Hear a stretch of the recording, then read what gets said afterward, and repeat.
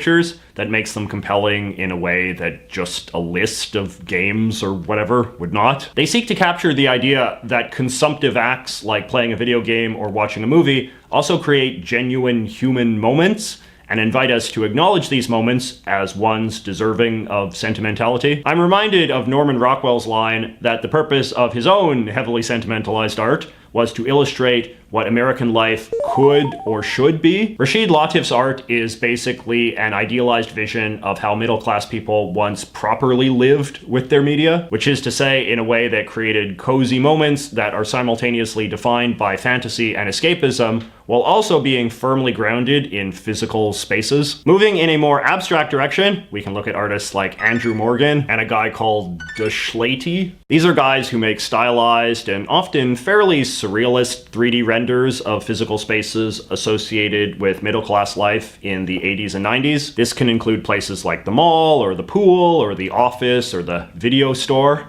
as well as more abstract representations of something like what a really fancy apartment would have looked like based on the material standards of 30 or 40 years ago. The nostalgia this type of art evokes is more narrowly aesthetic. A lot of it is obviously just intended to make us reminisce about the various distinct visual styles that defined architecture and objects during a particular 20-year period of American life that is meaningful to the artists. And this in turn also allows the artists to create purely fantastical or science fiction type settings that bear little resemblance to any real-world places, but nevertheless incorporate the same visual stylings and are thus nostalgic in a more stylized way. They are fashionable fantasies created by a modern artist to be intentionally dated, a satisfying consumerist paradox. But on the other hand, there is an undeniable coldness to art of this sort as well. The fact that people are so rarely depicted inhabiting any of these serene spaces gives the impression that this idealized material world doesn't really need us humans at all, that its material beauty is somehow more pure when left alone. Unlike Rashid Latif's art, which literally places the human experience at the center, the works of artists like Morgan and Dushlati are austere and intimidating. They do not evoke memories of personal moments or experiences, but the indifferent, unsettling permanence of things. In that sense, works like these evoke a similar but distinct genre in the realm of internet nostalgia art, the so-called liminal spaces. These are carefully curated photographs, or in some cases digitally created images, of nominally unimpressive and often painfully dated middle-class architecture that are nevertheless able to evoke a strong emotional reaction from the viewer. The term liminal focuses on the idea that these are the spaces we have passed through obliviously, despite being in some ways central to the structure of modern society. Like the art we just looked at, these images depict spaces that are devoid of humans and thus unsettling in a similar way. But they also don't have any real pretense of beauty as such, and instead seek to make us confront the depth of our psychological attachment to even the most mundane places, and how upset we can get when these places are shown to us in a state that is in some way not quite right. The very excellent art critic YouTuber Solar Sands has a wonderful video all about these sorts of images. Here's an excerpt of his analysis of the whole phenomenon. These places were designed for specific purposes by humans. Even the most obscure, rarely thought over bit of architecture had to be designed and built by someone. And they are designed with a certain context in mind. And when they are taken out of their expected designed context, they can become uncanny. A place should have children in it. So should a school. Shopping malls or airports aren't designed to be empty. They should be buzzing with life. I think, considering the amount of fairly common places these photos were taken at, it's much more likely most people are just unlocking stowed away memories. And while they might not be carbon copies of places they've been, they contain enough of the general gist, the atmosphere, more of the conceptual, and less of the literal. And through this, they instill in us a vague sense of familiarity. These are places that we don't make clear in our mind. They are ordinary, transitional spaces that we don't have time to make mental models of in our brains, because at the time, they seem unimportant, but ultimately, necessary. I find something really wonderfully bourgeois about all of this. One of the most stereotypical characteristics of middle-class life is supposed to be a desire for order and predictability. So the fact that slightly odd photos like these can be so uniquely unnerving really seems to reinforce that conclusion. Now, on the other hand, it is also possible to create art that disorganizes the middle-class material world in a way that provokes a sense of whimsy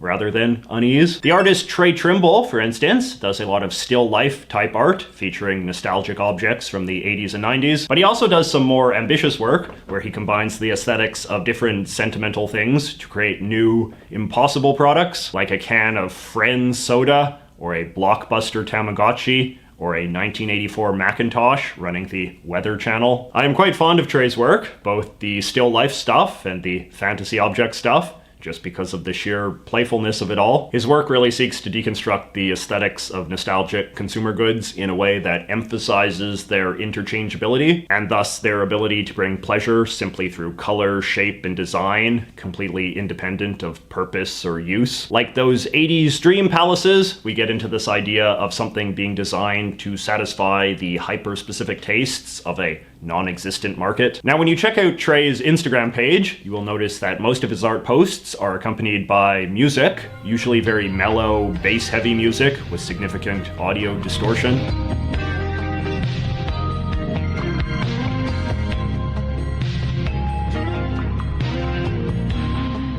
This is, of course, the other huge manifestation of the whole middle-class, nostalgic, millennial art movement, vaporwave music. Or at least that's what it used to be called. See, in the early 2010s, some millennial-aged artists sought to create a new musical genre that could incorporate themes of nostalgia and consumer culture, and what resulted were albums like Echo Jam 1 by Daniel Lopatin and Floral Shop by Ramona Xavier, which became known as vaporwave. A lot of it consisted of multi-layered mixes of existing smooth jazz and new wave singles, often heavily distorted to create a listening experience that was kind of familiar, but also kind of banal and unnerving, like the liminal spaces photos.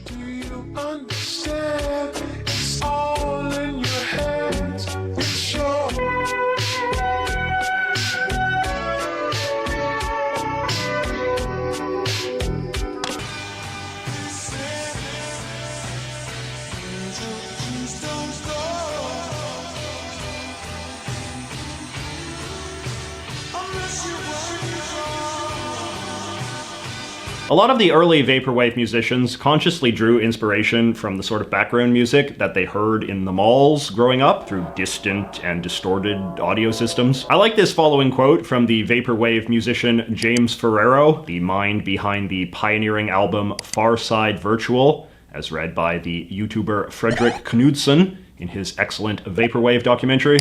Ferraro intended the album to act as a reflection of the modern life. He said that, quote, "If you really want to understand Far Side, first off, listen to Debussy, and secondly, go into a frozen yogurt shop. Afterwards, go into an Apple store and just fool around, hang out in there. Afterwards, go to Starbucks and get a gift card. They have a book there on the history of Starbucks. Buy this book and go home.